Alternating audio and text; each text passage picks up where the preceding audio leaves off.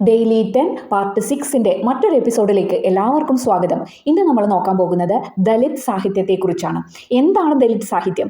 അടിച്ചമർത്തപ്പെട്ടവരുടെ സാഹിത്യമാണ് ദലിത് സാഹിത്യം.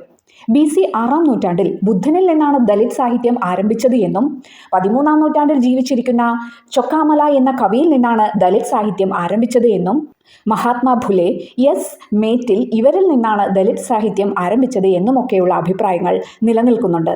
ദലിതരുടെ ജീവിതം ആവിഷ്കരിക്കുന്ന രചനകളും അതുപോലെ തന്നെ സാമൂഹ്യ അധഃപതനത്തിനെതിരെയുള്ള പോരാട്ടവുമാണ് ദലിത് സാഹിത്യത്തിൻ്റെ പ്രമേയമായി വരുന്നത്. നമുക്ക് ചോദ്യങ്ങളിലേക്ക് പോകാം. ദലിത് സാഹിത്യത്തിലെ ഇതിഹാസം എന്നറിയപ്പെടുന്ന കൃതി ഏത്? ഞാൻ എൻ്റെ ജാതി ഒളിപ്പിച്ചു വച്ചപ്പോൾ, എഴുതിയത് ബാബു റാവു ബാഗൂർ. ദലിത് പാന്തേഴ്സ് എന്ന പ്രസ്ഥാനം രൂപം കൊണ്ടത് എവിടെ? 1972 മഹാരാഷ്ട്രയിലാണ് ഈ പ്രസ്ഥാനം രൂപം കൊണ്ടത്. ദലിത് സാഹിത്യം എന്ന വാക്ക് ആദ്യം ഉപയോഗിച്ചത് എവിടെ? 1958 ദലിത് എഴുത്തുകാരുടെ ബോംബെ സമ്മേളനത്തിലാണ്.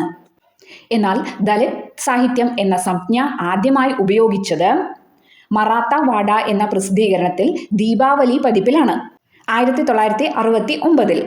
ഇനി ദലിത് സാഹിത്യത്തിലെ അറിയപ്പെടുന്ന ചില ആത്മകഥകളെക്കുറിച്ച് പറയാം. ജൂഡൻ എന്ന ആത്മകഥ എഴുതിയത് ഓം പ്രകാശ് വാൽമീകി.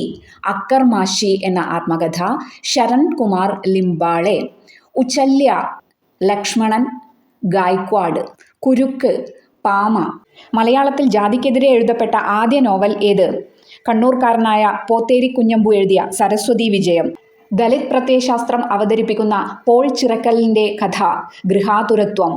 കണ്ടംപറയൻ എന്ന ദലിത് കഥാപാത്രത്തെ അവതരിപ്പിച്ചത് ആര്? നമ്മുടെ ബഷീർ. ദലിത് സാഹിത്യ സൂചനയുള്ള ആദ്യകാല കൃതികൾ ഏതൊക്കെ?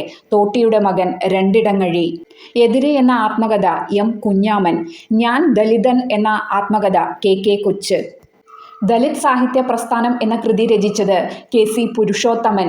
കാണുന്നീലൊരക്ഷരവും MB മനോജ്.